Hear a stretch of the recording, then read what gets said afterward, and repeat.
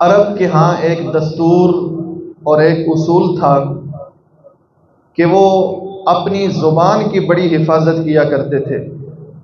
عربی زبان پر انہوں نے اپنی بڑی محنت کی اور اس زبان کی حفاظت کرتے تھے کہ بھائی ہماری زبان کہیں ضائع نہ ہو جائے، عربی کے اندر کہیں کمی نہ آ جائے۔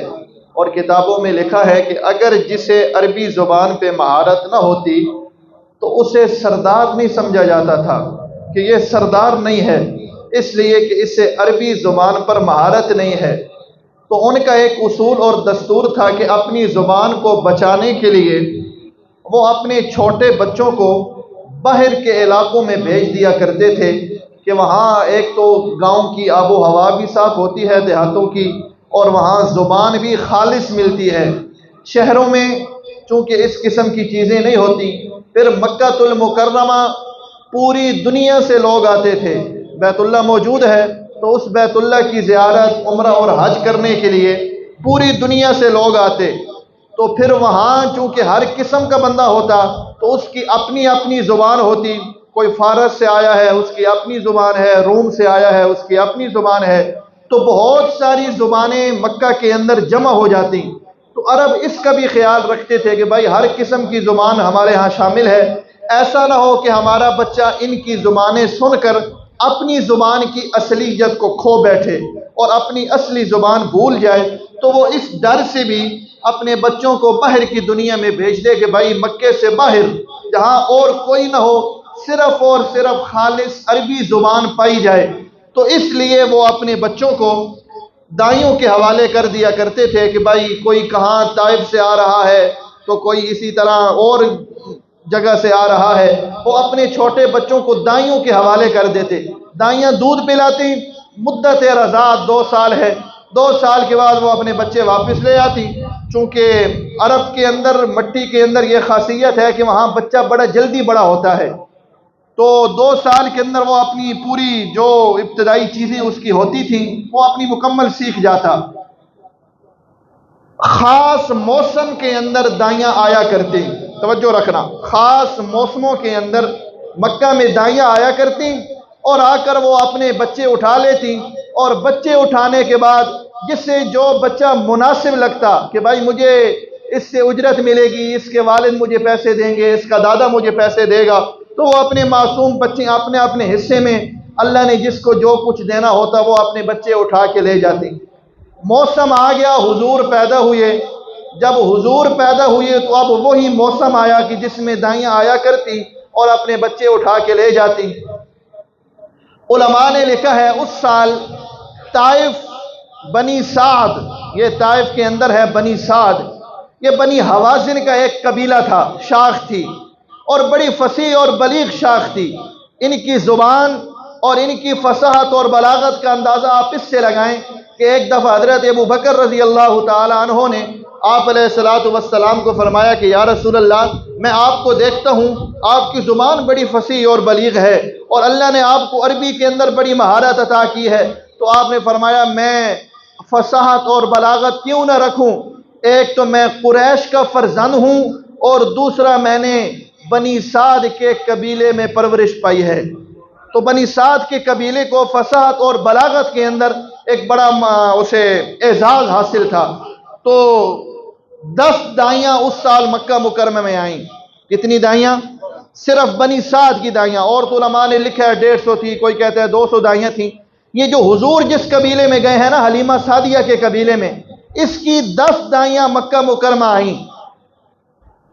حضرت حلیمہ سعدیہ خود بیان کرتی ہیں کہ میں بھی وہاں سے آئی اپنا بچہ لینے کے لیے کہ مجھے کوئی بچہ مل جائے، میں اسے دودھ پلاؤں گی، دودھ پلانے کے بعد مجھے اجرت ملے گی اور میں اس سے اپنا گزارا چلاؤں گی۔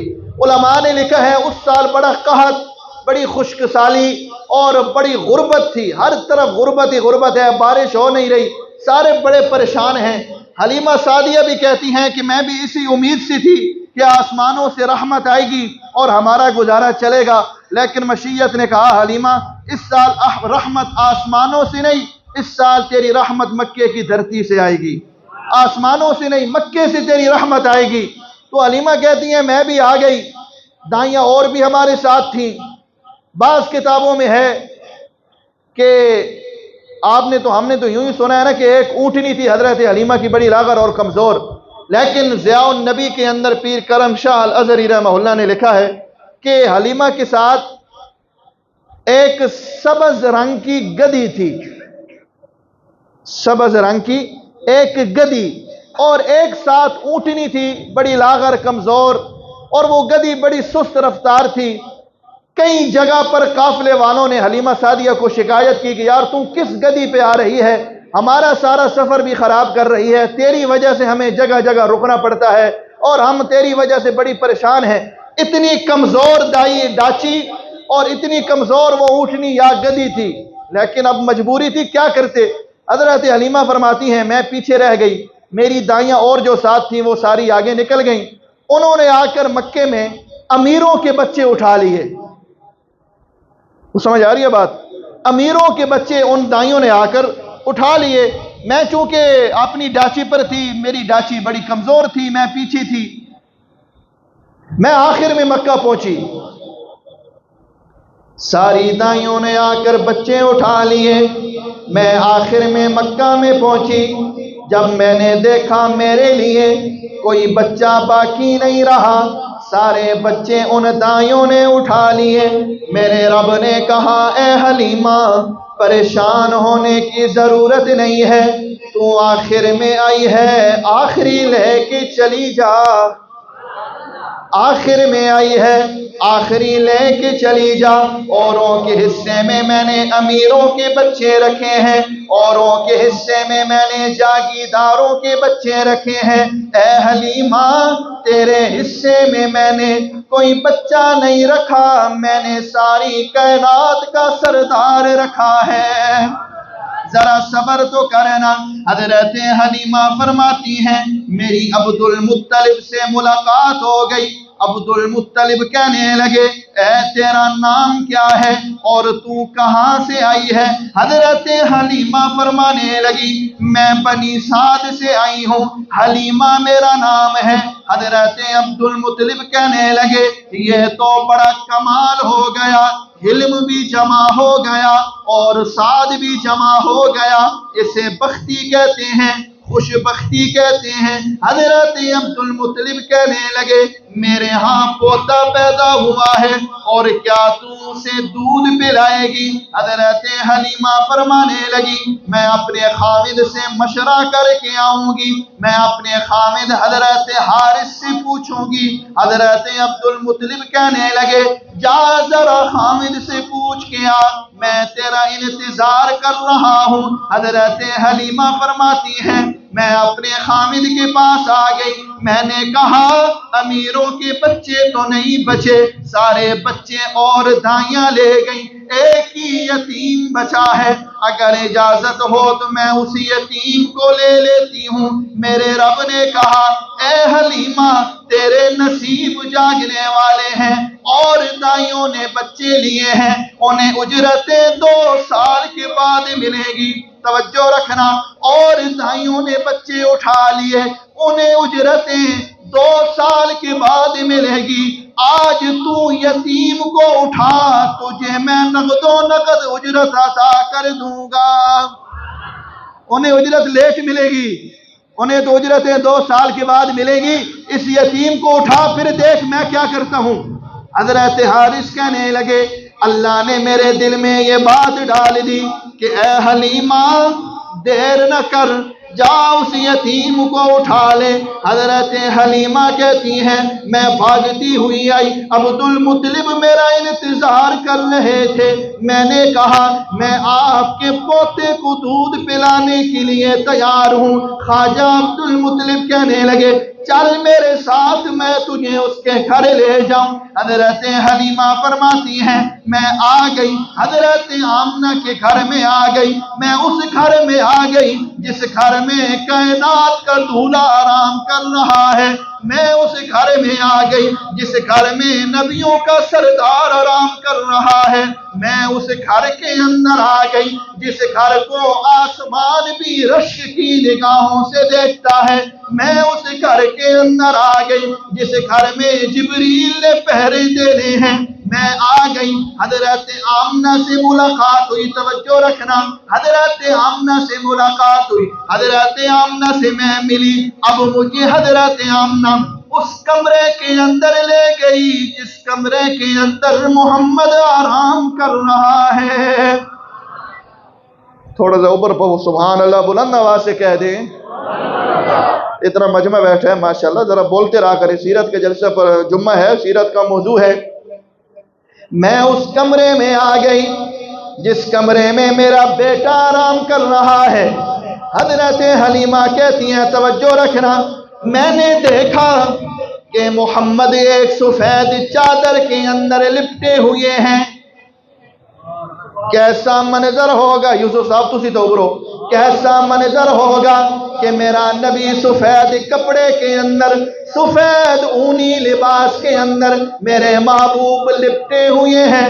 نیچے سبز رنگ کی ریشم چادر بچھی ہے. ذرا وہ تصور تو منظر تو تصور میں لاؤ نا, اوپر سفید کپڑا ہو, نیچے سبز رنگ کی چادر ہو, درمیان میں حسن مصطفیٰ ہو. کیسا منظر ہوگا. سرخ سفید لباس کے اندر میرا پیغمبر, میرا محمد آرام کر رہا ہے. حضرت حلیمہ فرماتی ہیں, میں نے پہلی نگاہ ڈال لی, میرے ضمیر نے یہ گواہی دے دی, اے حلیمہ آج تو بچہ لینے کے لیے نہیں آئی, کائنات کا سردار لینے کے لیے آئی ہے. میں اپنے نبی کے حسن پہ نظر ڈال کے کہنے لگی کہ کہکشاہی نہیں بدر بھی شرمایا ہے. حضرت حلیمہ نظر ڈال کے کہنے لگی, اس بچے کو دیکھ کے کہنے لگی, کہکشاہی نہیں بدر بھی شرمایا ہے.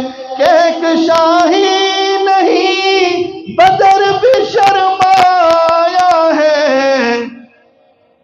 جیسے سرکار کا رخ زیبا نظر آیا ہے, جب سے سرکار کا رخ زیبا نظر آیا ہے. حضرت حلیمہ کہنے لگی, ان کے ایک اشارے پہ ہر ایک فدا,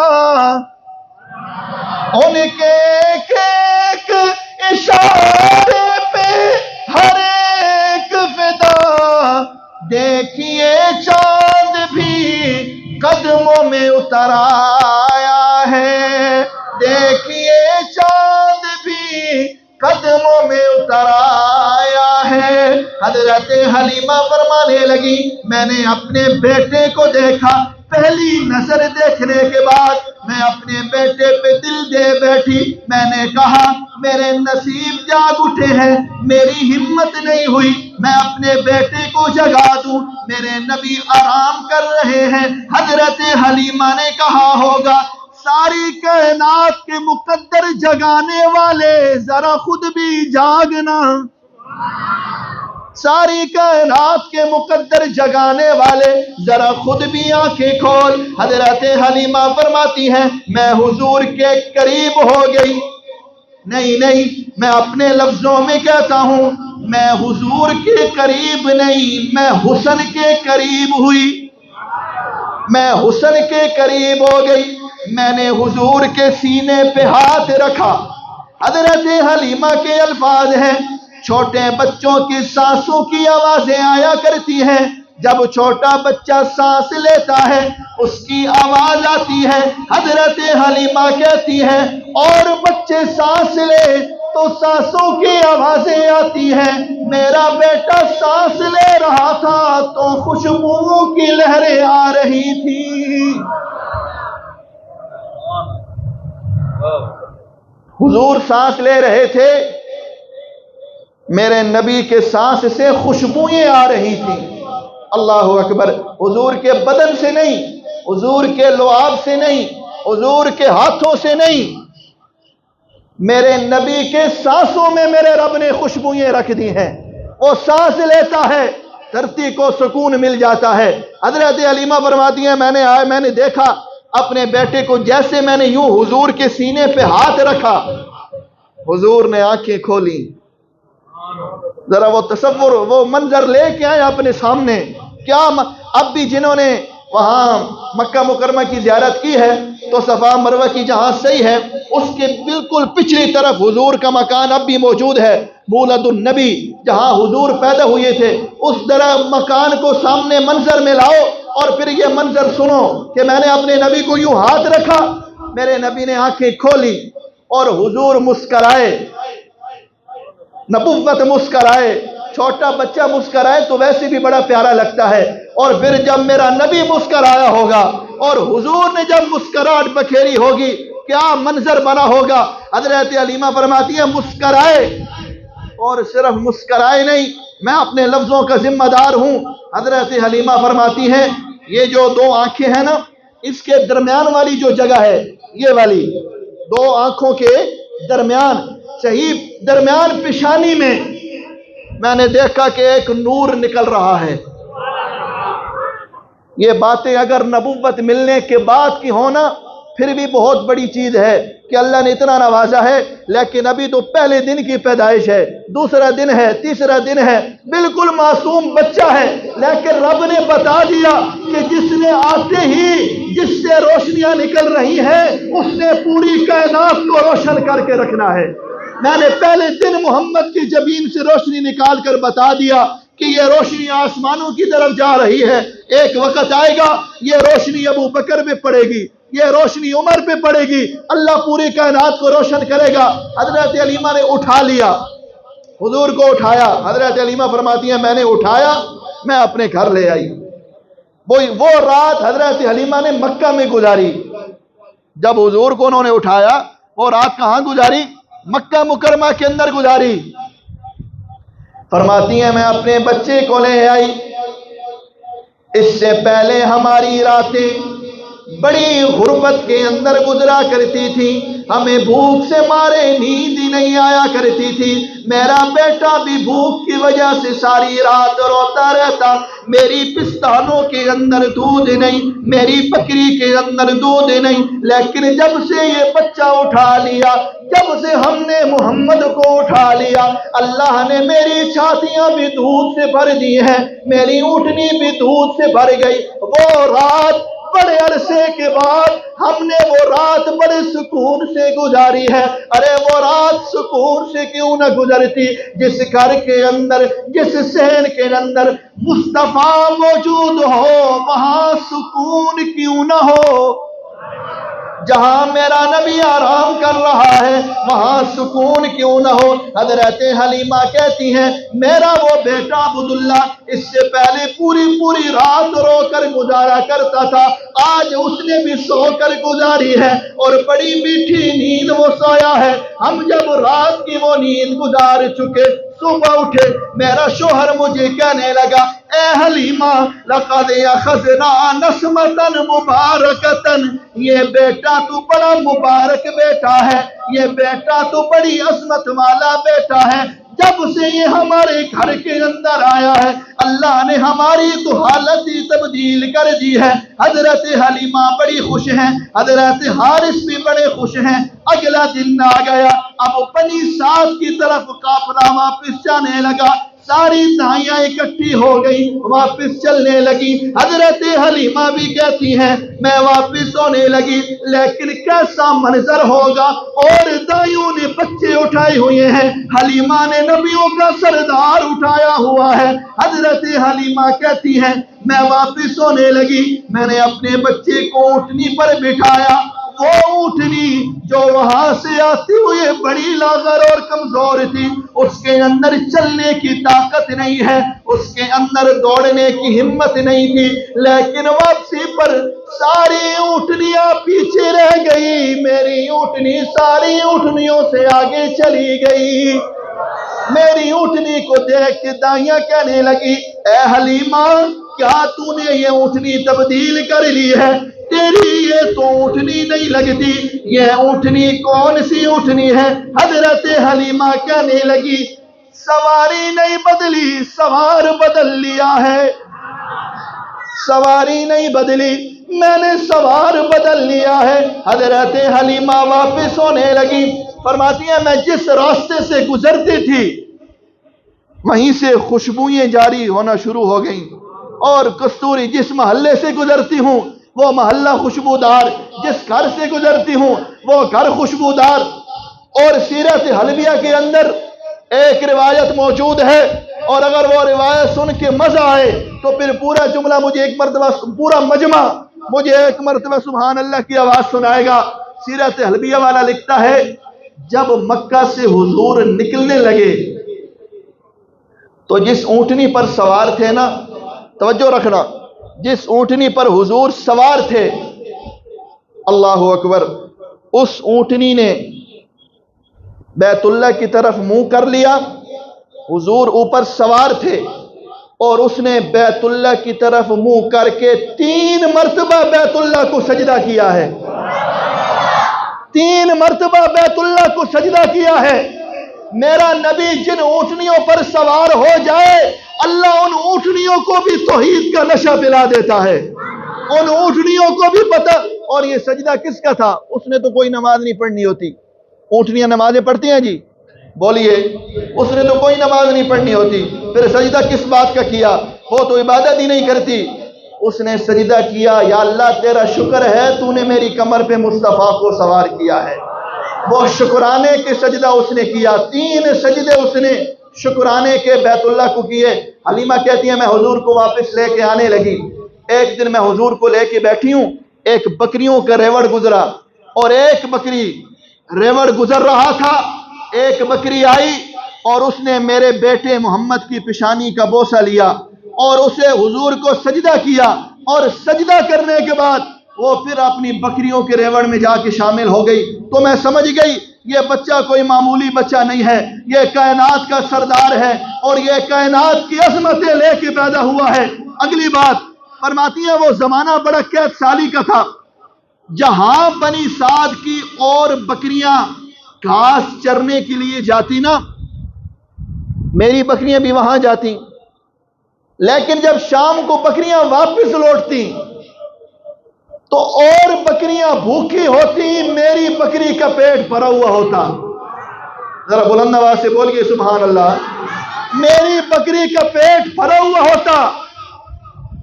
اور بکریوں کے جو چرواہے تھے نا، انہیں ان کے مالک کہتے ارے پاگلو تم بھی بکریاں وہاں کیوں نہیں چراتے جہاں حلیمہ کی بکری چرتی ہے، اپنی بکریاں وہاں چرایا کرو جہاں حلیمہ کی بکریاں چرتی ہے، تم روز انہیں بھوکا لے کے واپس آ جاتے ہو اور حلیمہ کی بکری اپنا پیٹ بھر کے آتی ہے۔ اور ایک مقام پہ علماء نے لکھا ہے کہ ایک دفعہ حضور بیٹھے ہیں، ایک اونٹنی آئی اور وہ اونٹنی چرنے کے لیے آئی، وہ اونٹنی حضور کی اونٹنی تھی۔ علماء نے لکھا ہے جب وہ اونٹنی سامنے آئی تو گھاس اٹھ اٹھ کر میرے نبی کی اونٹنی کے منہ میں آ جایا کرتا تھا، اور بکریاں چرتی ہیں اور گھاس اٹھ اٹھ کر میرے نبی کی اونٹنی کے سامنے آتا ہے۔ تو یہ وہ حلیمہ کہتی ہیں بہاریں ہیں۔ اور سیرت حلبیہ کی ایک اور روایت بڑی عجیب ہے، فرماتے ہیں جس سال حضور پیدا ہوئے، جس سال حضور پیدا ہوئے اللہ نے اس سال حکم دے دیا کہ پوری کائنات میں اس سال صرف بچے پیدا ہوں گے، بچیاں پیدا نہیں ہوں گی، حضور کی برکت سے کہ صرف مذکر پیدا ہوں گے، بچے پیدا ہوں گے، بچیاں پیدا نہیں ہوں گی۔ کسی شاعر نے حضرت حلیمہ کے اس منظر کو سامنے رکھ کر کہا تھا، بس میں وہ 2-3 شعر پڑھتا ہوں اور اس کے بعد سنتیں پڑھتے ہیں۔ اس نے حضرت حلیمہ کو کہا تھا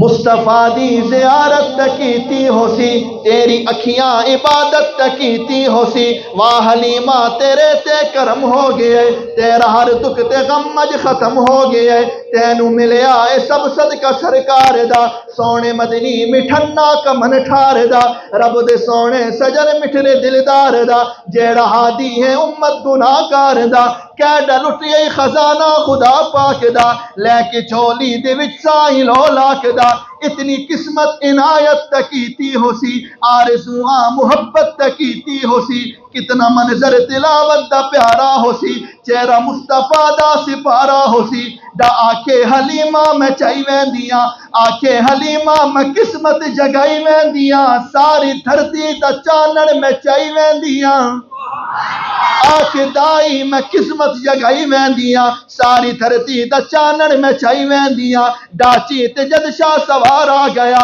او دی ٹھل دی عمر تے نکھار آ گیا دائی حلیمہ چ دل نشکرار آ گیا جیندے گھر سونے اللہ دا یار آ گیا چولا سونے دا قدسی چلہندے حسن پکھا جبریل ورگے چلہندے حسن چن کھیڈونا ہوئے جین بچپن دے وچ شیر اجڑ چراوی لڑک پن دے وچ جھاڑو دیون ملائک بھی مسکن دے وچ ہے بہارج حلیمہ دی گلشن دے وچ اونوں دیوا بھی بالن دی کوئی لوڑ نہیں ہن حلیمہ دا جگ اُتے کوئی جوڑ نہیں اونوں دیوا بھی بالن دی کوئی لوڑ نہیں ہن حلیمہ دا جگ اُتے کوئی جوڑ نہیں ہو کے دائی اے قسمت کریندی ہو سی ہو کے دائی اے جرت کریندی ہو سی کملی والے دا منہ وی چومیندی ہو سی کملی والے دا منہ وی چومیندی ہو سی نال سینے دے سونے نو لیندی ہو سی اپنی جولی چ محمد کھڈیندی ہو سی نہ امیراں دی ہے نہ غریباں دی ہے گل خضر سارے نصیباں دی ہے اللہ نے حلیمہ کو یہ نصیب عطا کیے اللہ تعالی ہمیں حضور کی سچی محبت نصیب فرمائے وآخر دعوانا الحمدللہ رب العالمین